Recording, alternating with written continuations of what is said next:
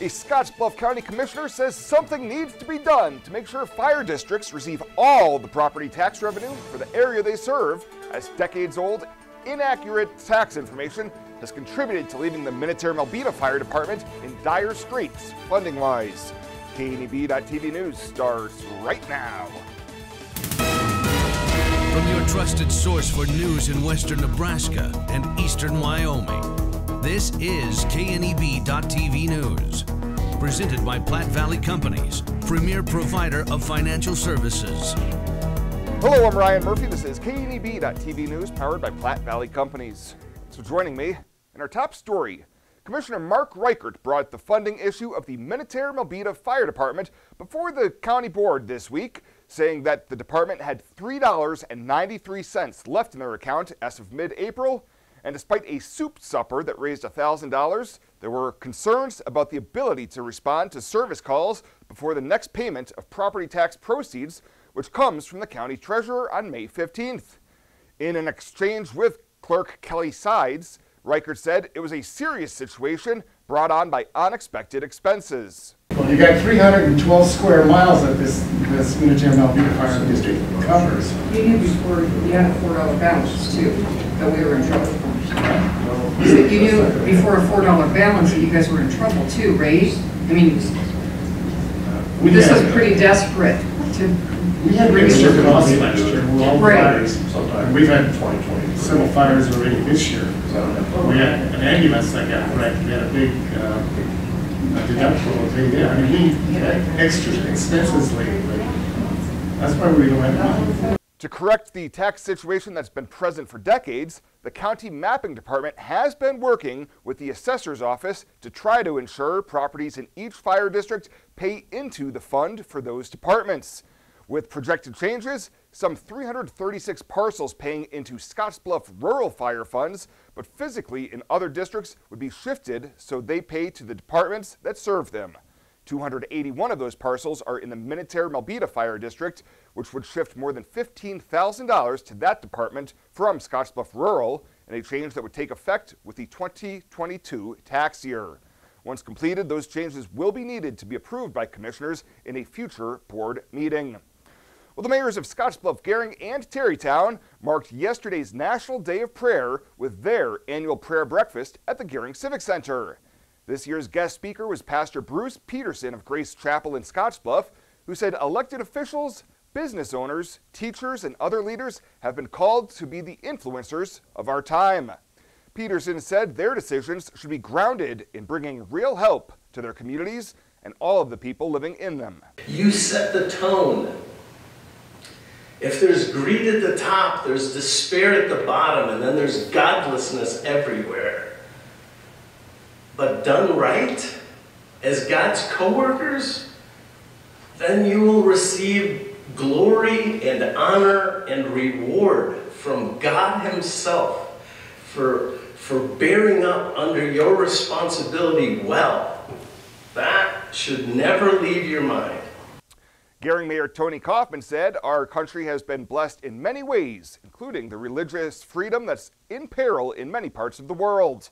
Look what's going on in Ukraine.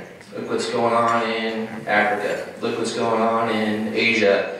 There are countries all over this world that are suffering and experiencing these religious persecutions every single day. But yet, we get to have a prayer breakfast, and we can do it without fear. We can do it without any concern. Commonly credited to President George Washington, the official marking of a National Day of Prayer started in 1952 with a proclamation by then-President Harry Truman. We'll have more news right after this. At Platte Valley Bank, we want to help you take advantage of every adventure. We know you have plans, goals, and dreams. Let us help you with them. Whether it is building, buying, or renovating, we have the home loan or home equity line of credit to fit your needs. Stop in and see us at Platte Valley Bank and let us help make your dreams a reality. You belong here. Platte Valley Bank, member FDIC, equal housing lender. May is Beef Month, a time to celebrate the high-quality beef products that are raised by farmers and ranchers right here in Nebraska. With over 5 million cattle fed and marketed each year, Nebraska is the #1 cattle feeding state in the country. From steaks and roasts to ground beef and kebabs, Nebraska's beef producers take pride in raising safe, wholesome products that end up on dinner plates around the world. Join the beef community by celebrating Beef Month with your favorite beef meal tonight. Beef, it's what's for dinner in Nebraska. Sponsored by Torrington Livestock Markets and Pioneer Animal Clinic. Life Care promises us that we are looked after and taken care of properly. If I didn't have Life Care, I would be probably scared to death about having enough money for when I got older or when I got sick. Moving in here was an easy decision and in fact a no-brainer. I looked at it as actually buying long-term care insurance and in retrospect a good move.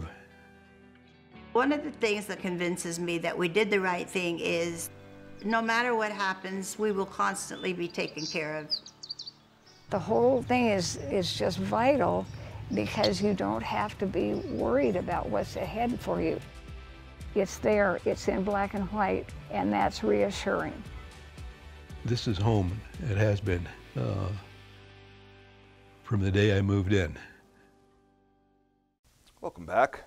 Officials at the Riverside Discovery Center say everyone at the facility is heartbroken with the passing of Bandit, one of the 2 orphaned bear brothers that has been at the zoo since they were both 10 months old.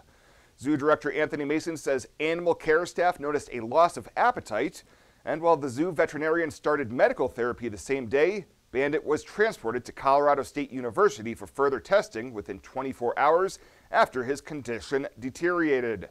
Upon his return to the zoo, Bandit received supportive care and treatment for numerous symptoms, but succumbed to his illness after a week.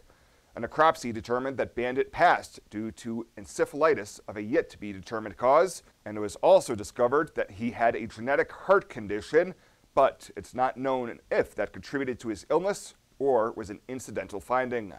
Mason says the surviving 5-year-old bear brother, Smokey, is doing fine with no indication of illness, and the animal care staff is closely watching him and providing him with lots of extra enrichment. One of Scottsville's most notorious intersections was the site of another 2-vehicle accident this morning. Shortly after 8 a.m., first responders were dispatched to Highway 26th and 27th Street. A semi hauling cattle struck a silver sedan, but fortunately neither driver appeared to suffer serious injuries. Traffic on Highway 26 was diverted while crews worked the scene, with a response from Scottsbluff Police, Scottsbluff Fire, Nebraska State Patrol, and Valley Ambulance. And downtown Scottsbluff was the place to be last night for the 2nd annual Cinco de Mayo celebration. Thousands of people were on hand to enjoy the pleasant spring evening filled with tasty Mexican food, several great bands, and the Los Guadalapanos dancers. New this year was the Piñata fundraiser, where children paid $1 for 3 swings at one of the many piñatas on hand filled with candy, with all those funds going towards the dancers.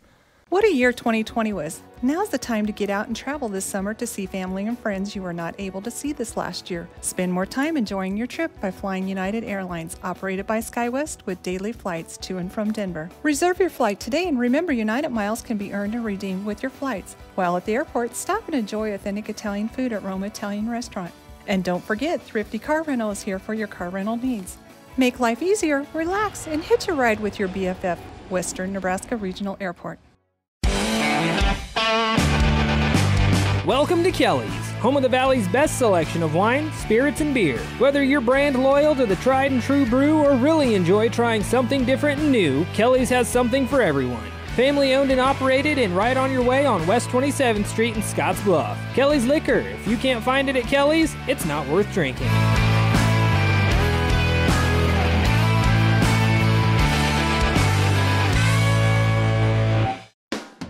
The Verizon family is full of frowns because they're spending too much for their unlimited data and phones, while the Viero family is all smiles because they're getting 4 lines of unlimited data with 2 free Apple iPhone SE for mom and dad and 2 free LG K31 smartphones for the kids, all for just $100 a month. They're saving so much, they're able to get Fido. Find out how you can too at Viero.com or your nearest Viero store. Viero Wireless, keeping you connected. This is KNEB.TV weather from the KNEB Storm Center, your trusted source for weather. We're going to be dealing with, well, a few clouds here across the area, but mostly clear skies this evening. And then tomorrow morning, we'll bring a few clouds in. Temps staying relatively decent out there. We're going to see warmer conditions tomorrow and Saturday. Possible storms, that should say Sunday for Mother's Day, and it's going to be cooler Sunday, Monday as well. Yesterday, we hit 54. That was it. Not very warm yesterday and a soupy, cloudy day. Much better today. Another couple hundredths in the rain gauge, so we're still about 2/3 of the year. Now, this is some good news here to look at in our drought monitor. This was last week's drought monitor, and we're going to fast forward here to this week's. You'll notice some improvement in a few areas, especially areas of central and eastern Nebraska. That area shrunk a little bit in terms of areas that seen some of the drought relief, as well as right here in the central portions of the Panhandle. So a little better news there, and hopefully we can get some more moisture in here to continue that process as well. 50s and 60s out there across most of the region. We have 62 in Valentine, 70 in Wheatland right now. And winds are out of the north, but less than 10 miles an hour for most of us. So gusts are confined mainly around to the Cheyenne area. It's very nice, though, here temperature-wise this evening. Getting on the bus tomorrow, we're going to see a few clouds in the morning with temps right in the low to mid-40s. And on the way home, it's going to be windy, but much warmer. We'll be 80, I think, on the way home. Futurecast has a few clouds off to our east. Those thin out tonight and clear out across the area. And you'll see just a few high-level clouds streaming across. Otherwise, quiet weather conditions and low temperatures tonight, generally in the 30s to low 40s. Now, tomorrow, we start the day with a few clouds out there. Those will move across the area and continue with quiet weather for the most part tomorrow. Not going to see a ton of wind, a little more wind than what we had today. We'll call it windy at times in some areas, but generally speaking, it is going to be another quiet and mild, even warmer day tomorrow. We're going to be in the 70s region-wide, even some low 80s sneaking in there. Precip going to be very limited here as we don't expect much over the coming days or so. The next chance of showers and storms looks to be on Sunday. 41 tonight, partly cloudy skies, light winds. Tomorrow we'll see some windy conditions, especially in the afternoon. 80 your expected high. Gusts could reach 40 at times. Saturday, about 82 or so. We cool down for Mother's Day, closer to 70 with some late day showers and storms. Monday, Tuesday look dry. Wednesday, Thursday of next week, maybe a slight chance of some showers and storms. 20% right now. And temperatures in the 80s on Wednesday, cooling back to near 70 by Thursday. I really like how our OB department takes our limited amount of doctors and turns it into a strength. Even though we only have a couple of people, you get to know them well over your entire pregnancy. We have 2 state-of-the-art labor rooms that are new with our last addition. We have a couple of very nice postpartum rooms also right here in the hospital, so they can get as much time with mom and baby as possible. Logos in Gearing is the place to get all of your school spirit gear, personalized gifts, and promotional items for your business and employees, and banners for any special event. Logos is also the only place to stop for custom screen printing or embroidery. You can even design it yourself on their interactive website. Stop into Logos today. They'll design it, print it, and have it to you in no time. There's no job too big or small for Logos. That's Logos in Gearing.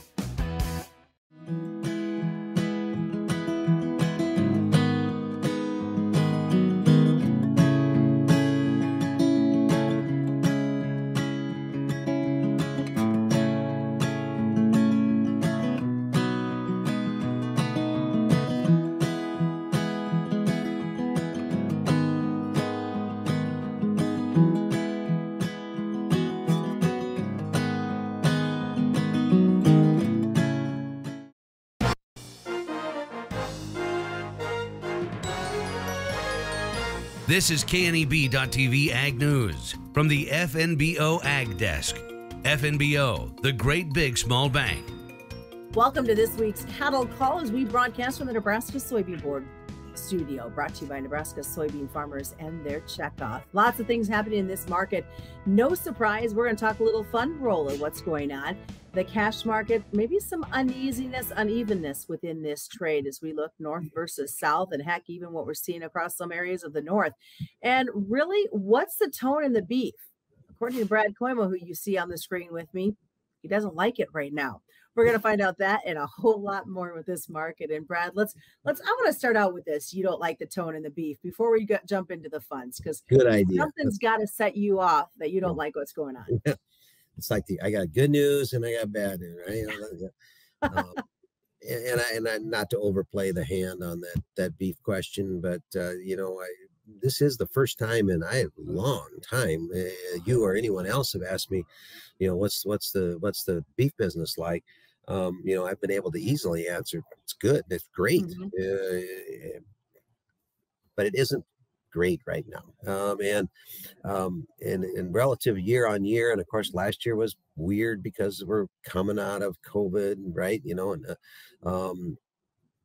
But it's sluggish, and I don't think anybody that's kind of in the middle of the business would say it's any different. I think some of the problem is our retailer, the farm to the end of the table trade is gotten out of hand. One of the big pushbacks I hear, some areas in the United States still have $6 hamburger, and America loves hamburger, right? But $6 is $6, especially when gas is $5. And so I think that's part of the problem. The middles are not in great shape right now for a second either, I'm told. Now, I'm pretty confident. And when I say middles, I'm talking about strips, ribeyes, that sort of thing, which I'm going like, come on now. We always can sell strip steaks for Mother's Day. So I'm not sure if I'm going to buy into that whole story as we're going into warmer weather and Mother's Day, Father's Day, Memorial Day, all that shot here where the meat should be okay. But I wish it was in a little better shape. But I guess I'm going to blame somebody else, right? Let's blame the fact that I think that they're still trying to pass on some of this higher priced meat through the pipeline. How long do you think that's going to last? I mean, at what point is the consumers going to put their hands up and say enough is enough, or have they already started? Well, I don't like to be Debbie Downer, but I mean, let's face it. How good is our economy when you can't find anybody to work? How good is it when the cost of fuel is what it is? I don't want to be that guy, but I mean, to me, there's some stuff here that should make us a little bit careful. I guess I would like to think that there's still enough money in the consumer's pocket, but look at compared to a year ago or so. I mean, when they were getting a check every 15 minutes, right? I mean, I'm being sarcastic, okay? But I mean, with all that free stuff, it cannot help but make some difference in the demand end of the thing. Now, I still been a proponent too that there's been that there is plenty of supply as we move forward until we get into all the way through the summer, really, because of all the calves that went on feed last year, particularly the heifer calves, because of the drought. So I'm not, Brad Koima is not thinking the market's going to $1.15 or anything like that. But I mean, you need to, when you're whipping a horse that's at 145, you need to have good news every day. So I'm just saying, hey, be cautious here, folks. The futures are telling you a little bit what their expectation of the cash market's going to be, and you can see the futures are at a steep discount. So what's your thoughts on the fund roll that we're in? I'm so tired of the funds being the market factor here. I could puke, but either you adjust or you get run over, right? Anymore with this small open interest that we've got in the cattle market, the funds are extremely influential and dominant.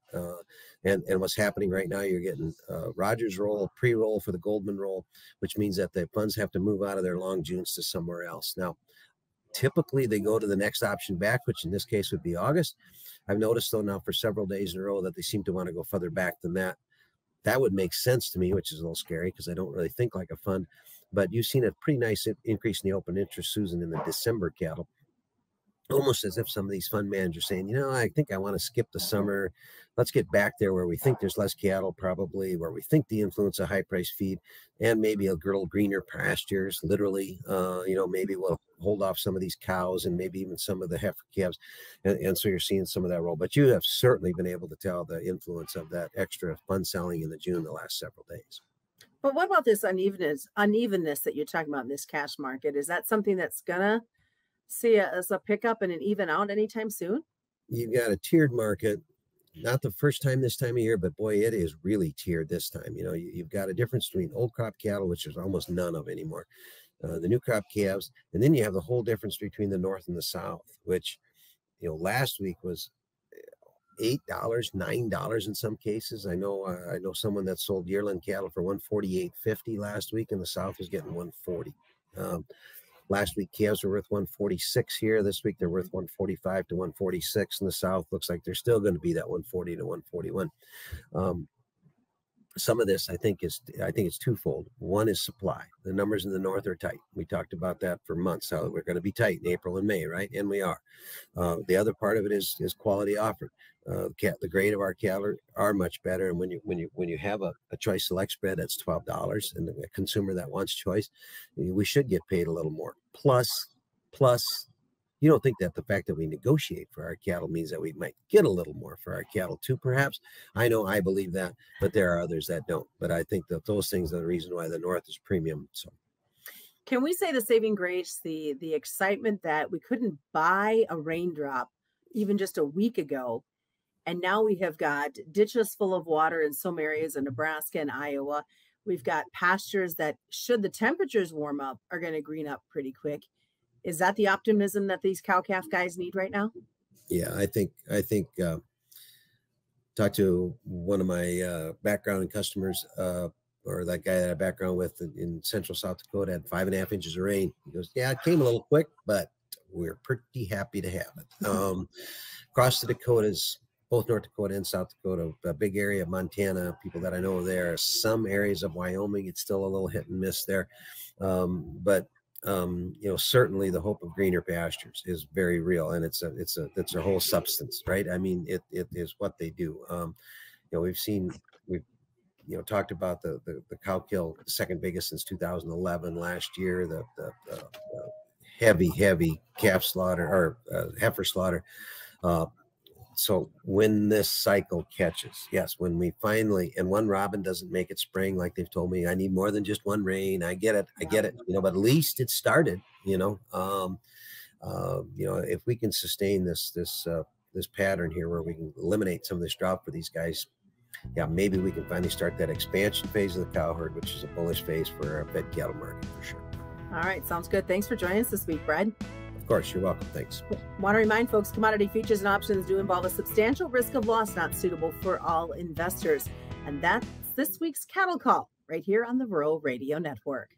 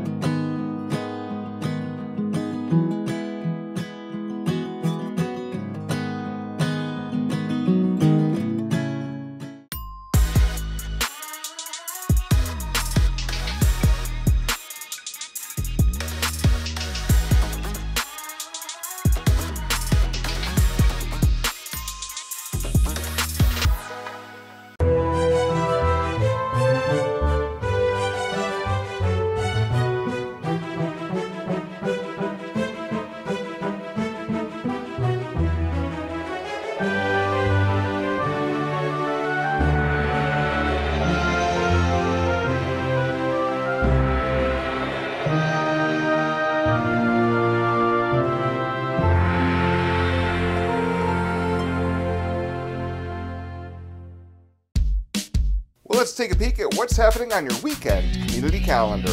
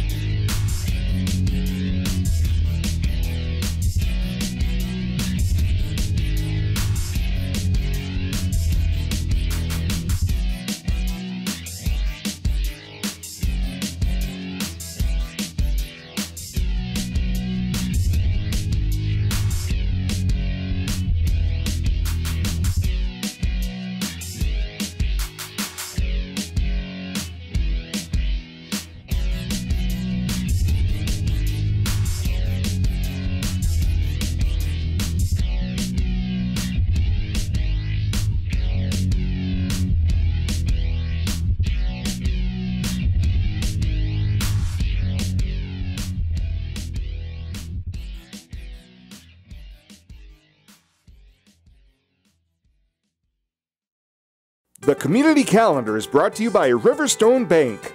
First State Bank is now Riverstone Bank. Community strong with the same people you know and trust. Find out what convenient really means at the Western Travel Terminal. Start with our great selection of food and drinks, from for real milkshakes and fresh brewed coffee to snacks and hot food. Next, check out our beer and spirits with their everyday low prices. Finally, let us work for you with our full-service gas station and automatic truck and car wash. All this can be found at 822 South Beltline in Scottsbluff. Western Travel Terminal, your convenient shopping, restaurant, and full-service gas leader. At Platte Valley Bank, we want to help you take advantage of every adventure. We know you have plans, goals, and dreams. Let us help you with them. Whether you are just starting the business you have always imagined or looking to grow your existing one, we have a business loan to fit your needs. Stop in and see us at Platte Valley Bank and let us help make your dreams a reality. You belong here. Platte Valley Bank, member FDIC, equal housing lender. And finally tonight, officials with the Gering Visitors Bureau and Scottsbluff County Tourism Office say the region is now primed for successful recruiting of more major sporting events and expansion of sports tourism marketing in our area. During this week's Salute to Tourism Luncheon, Gering Visitor Bureau Director Carla Needen-Streak said they've been working on the development of the sports tourism market for several years and is now working on a local sports advisory council. Needen-Streak says the group will include local sports experts and participants and members from hospitality and other businesses, as it takes the right people to orchestrate big events and do it well. And basically we're going to be focused on attracting sports events, sports tournaments, sports meetings, everything sports. We're going to be encouraging the business community and the residents within our community to give their volunteerism, because these events don't come off without the assistance of many. And it's also going to give us a tremendous opportunity to utilize those talents in our community that maybe haven't been tapped as much as we need to. In addition, the Scottsbluff-Gering area is now also part of Sports Nebraska, a consortium of sports marketing groups across the state that pool some of their resources to market venues to sporting event producers from outside the state. Sports Nebraska will help us by advertising our facilities to sports organizers throughout the Midwest. We will be part of their sports shows and have the opportunity to promote our arenas, ball diamonds, fields, and trails to everyone hosting a sporting event. As part of the local sports tourism effort, a comprehensive sporting facilities guide for the county is being produced, and the Advisory Council will have a new logo that will be revealed at the one-inning softball challenge this evening at Gering's Oregon Trail Park. Well, that does it for us this time. Thank you so much for tuning in. Stay safe out there. I'll see you back here on Monday.